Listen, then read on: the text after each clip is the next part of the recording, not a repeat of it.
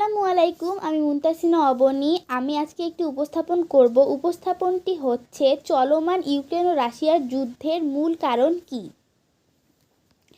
Ukraine ও রাশিয়ার সংঘাতের নেপথ্যে মূল কারণ হিসেবে রয়েছে ন্যাটো। ন্যাটো একটি সংস্থার নাম যার আওতায় রয়েছে 30টি দেশ। এর মধ্যে রয়েছে যুক্তরাজ্য, যুক্তরাষ্ট্র, ফ্রান্স ও জার্মানি। আর এরই গোষ্ঠীভুক্ত হওয়ার চেষ্টায় রয়েছে ইউক্রেন। এই ঘটনা নিয়েই মূলত দেশ দুইটির মধ্যে টানাপোড়েন শুরু হয়। বিভিন্ন ইস্যুতে আগে থেকেই রাশিয়ার সঙ্গে যুক্তরাষ্ট্রের সম্পর্ক তলানিতে। অন্যদিকে যুক্তরাষ্ট্রই রয়েছে ন্যাটোভুক্ত দেশের তালিকায়। এদিকে ইউক্রেন চাইছে যুক্তরাষ্ট্র, ফ্রান্স, জার্মানির মতো দেশগুলোর সঙ্গে তারাও ন্যাটোর আওতায় চলে আসুক। তবে যুক্তরাষ্ট্রের সঙ্গে একই গোষ্ঠীতে প্রতিবেশী ইউক্রেনকে দেখতে নারাজ রাশিয়া। ন্যাটোভুক্ত যে কোনো দেশে বহিরাগত আক্রমণের ক্ষেত্রে বাকি সদস্য দেশগুলোর সহায়তা পেয়ে যায় ওই সংশ্লিষ্ট দেশ।